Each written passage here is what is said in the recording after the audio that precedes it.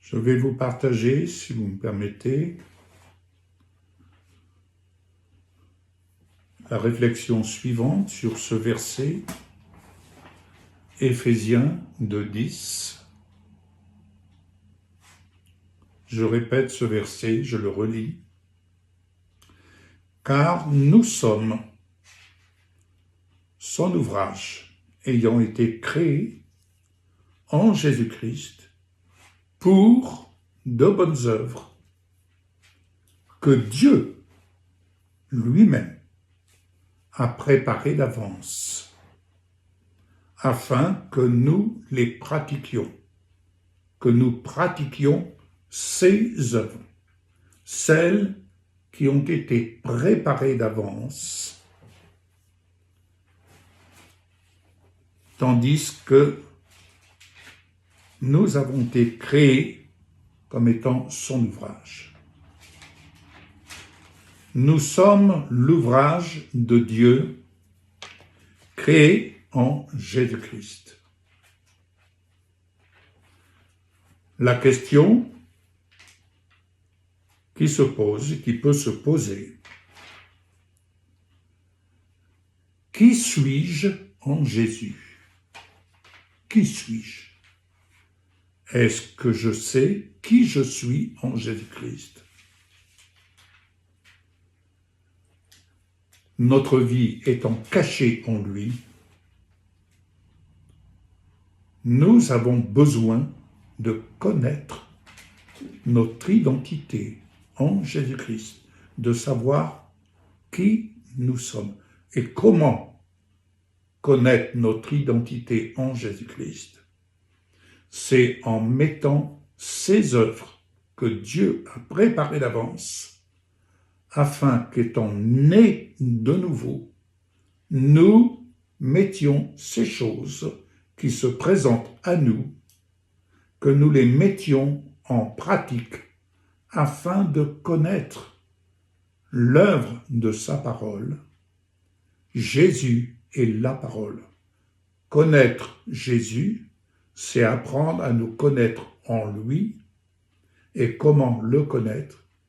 En mettant ses œuvres nées de sa parole. Je suis donc une nouvelle créature.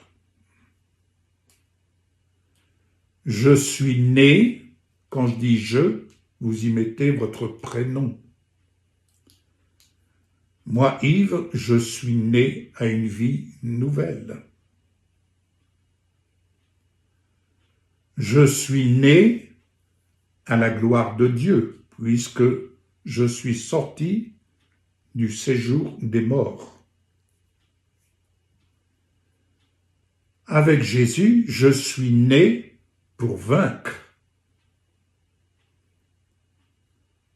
Avec Jésus, je suis né pour réussir.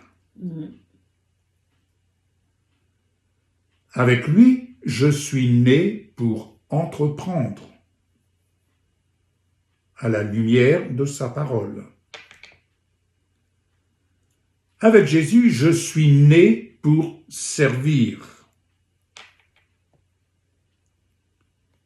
Avec Jésus, je suis né pour semer sa vie. Avec Jésus, je suis né pour récolter selon les semences que j'aurai portées et données. Ainsi, je suis né pour que ma vie cachée en Christ, soit prospère. Je suis né pour refléter Jésus-Christ ressuscité, Jésus-Christ glorifié, en faisant corps avec lui. Avec Jésus, je suis né pour aimer. Je suis né pour bénir en son nom. Bénir, c'est dire du bien, c'est proclamer le bien selon Dieu sur même nos ennemis. Car je suis né pour manifester le bien selon Dieu. Je suis né également pour rechercher le bien là où je demeure. Autrement dit, je suis né pour rechercher le bien de la ville, de mon village, de ma campagne, de ma brousse. Ouais. Parce que je suis né pour chasser les ténèbres. Et comment chasser les ténèbres? Je suis né pour parler la parole. La parole est lumière et la lumière chasse les ténèbres. Je suis né pour libérer les captifs de ces œuvres de ténèbres. Je suis né pour guérir les malades au nom de Jésus-Christ. Je suis né également pour visiter les prisonniers. Et je suis né pour préparer le chemin du Seigneur Jésus-Christ, pour défricher le chemin. Parce que je suis né pour amener, sous la conduite du Saint-Esprit, l'épouse à Jésus, l'époux. Cette épouse qu'il s'est présentée à lui-même. Je suis né pour garder ma lampe allumée, car je ne connais ni le jour ni l'heure où Jésus viendra frapper à ma porte. Mais je sais qu'il viendra. C'est une certitude. Je suis né pour prier sous le couvert de sa parole, parce que je suis né de nouveau pour parler, exprimer sa parole qu'il me donne d'exprimer en son nom. Je suis né pour être et vivre en tant que fils de Dieu, co-héritier de Christ. Je suis né pour mettre en action ce que je possède en Jésus et ce que je possède pleinement en lui. Je suis né de nouveau en Jésus pour exercer ma foi en prenant en compte que je suis son œuvre et que ce n'est ni par force ni par l'intelligence, mais par l'Esprit de Dieu que je puis tout, car c'est lui qui me fortifie, tandis que je me nourris de sa parole. Alors, je suis né pour accomplir ces œuvres que Dieu a préparées d'avance, afin que je les pratique au nom de Jésus. Psaume 95. Psaume 95, versets 1 à 7, ce que nous avons lu tout à l'heure, mais je le relis si vous me permettez. Venez, chantons avec allégresse à l'Éternel, poussons des cris de joie vers le rocher de notre salut. Allons au-devant de lui avec des louanges.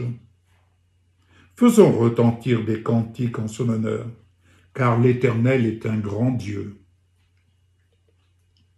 Il est un grand roi au-dessus de tous les dieux. Il tient dans sa main les profondeurs de la terre, et les sommets des montagnes sont à lui. La mer est à lui, c'est lui qui l'a faite. La terre aussi, ses mains l'ont formée. Venez, prosternons-nous et humilions-nous, fléchissons le genou devant l'Éternel notre Créateur, car il est notre Dieu, et nous sommes le peuple dont il est le berger, le troupeau que sa main conduit. Oh, si vous pouviez écouter aujourd'hui sa voix. Psaume 100, verset 3. Sachez que l'Éternel est Dieu. C'est lui qui nous a fait, nous lui appartenons. C'est lui qui t'a fait, tu lui appartiens. Nous sommes son peuple et le troupeau de son pâturage. Amen. Et enfin, Psaume 117.